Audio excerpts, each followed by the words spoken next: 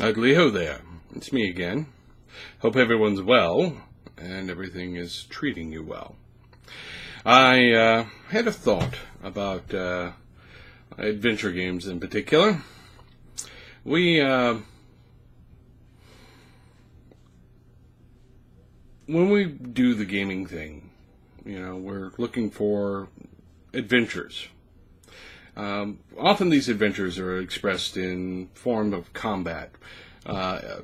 Fight against bad guys, orcs, corporate mercenaries, evil vampires. You're fighting against something.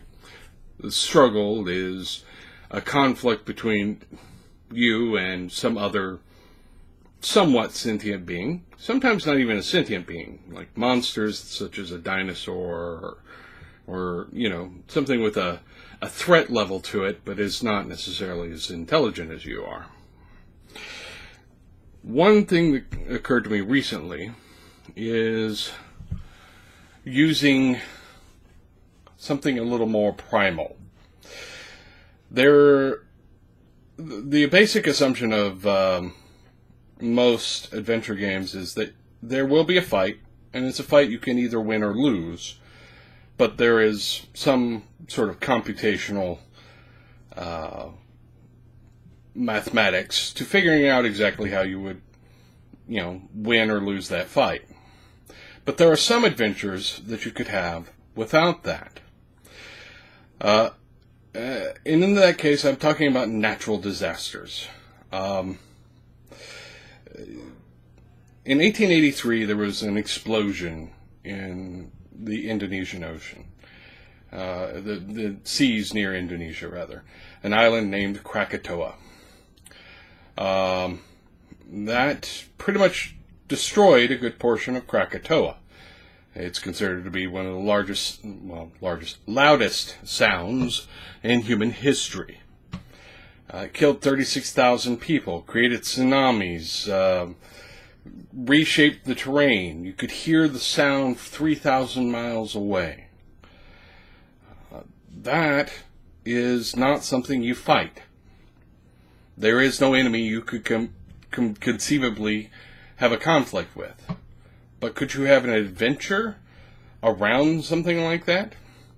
Imagine, if you will, a D&D game. You are the crew of a ship. Now, an explosion happens off in the distance, and a tidal wave is the result. It is a powerful earthquake and explosion from a volcano, and you have this giant wave of destruction heading towards the coast that you're currently anchored in. The adventure there is obvious. You have to get out of the danger without being smashed to rubble. You can't fight it. There's no, I'm going to attack that wave. That's not going to happen. I can't attack the volcano and stop it. But you can certainly run an adventure where the whole goal was surviving encounters with the effects of it. Or, more interestingly, helping other people to survive that. You could, for instance, do the whole adventure built around the notion of, alright, how many people can we get out of this port in the amount of time that we have? And how do we get past that wave without getting swamped? And what do we do afterwards? And you could do that whole adventure. Now, you do have to sacrifice certain basic sort of D&D assumptions that a lot of adventure games have. Namely that your advancement is tied to the number of monsters that you beat. Clearly, this kind of adventure is not going to work with that. You will have to figure out advancement and sort of what you gain out of it on a character build level in another way. You're also going to have to figure out treasure differently. Because, let's face it, you go wandering through a dungeon, you gather up a bunch of gold, maybe some magic items. You go toe-to-toe with a tidal wave, well, you might be able to get some valuable things out of that, but you probably won't feel good about yourself afterwards. Hey, look, I found all the worldly wealth of these people that are no longer here because they were washed away by the ocean. Just an ocean. If you want a visual of what that kind of destruction looks like, there was a lot of footage of Fukushima. Can you imagine being on the ground, or not the Fukushima, but the quake that caused the problem at Fukushima, the tidal wave that caused the problem at Fukushima? Can you imagine being on the ground during that? And this is just a tidal wave. You could do this with other things. Having an adventure where you have to escape a forest fire. Forest fires, when you have no conception of a firefighting force, no planes dropping water, no fire brigades really in the wilderness, are death incarnate.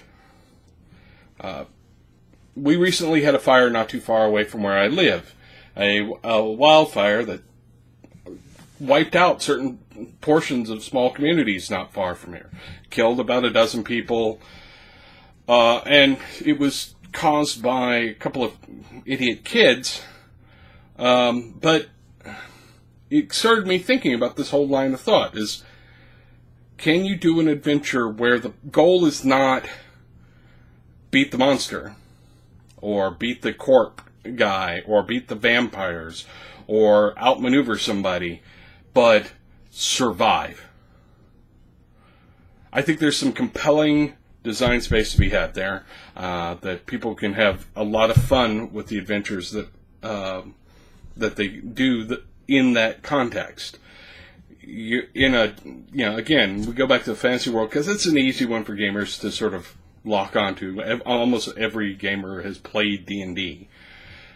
You're in a D&D setting, and as part of a war, a tribe of orcs sets a wildfire in a time of drought. And not only do you have to fight orcs, but you also have to survive the fire and help a small community get out of the path of the fire or survive its passing. That sounds like really interesting stuff. And I think that there's a lot of space to be had there. But anyway, that was what was on my mind. I thought I'd share. I'm all about sharing. I sometimes oversharing. That's also true. But I won't today. No oversharing today. Maybe tomorrow, but not today. Anyways, subscribe, like, share with people if you like. Go to the Patreon, support me on Patreon if you can. I understand if you can't. I've been broke most of my life. I can understand. But I hope everyone is having a good week. I had my birthday yesterday, so I got a lot of nice birthday wishes. And I hope everybody else is having a good time of year. And I guess with the holidays coming up, I hope everybody has a good holiday. I will probably be putting up more videos between now and the holidays. But just depending on your holiday of choice, I hope you have a good one. Anyway, I'll talk to you guys later. Thanks, and stay safe.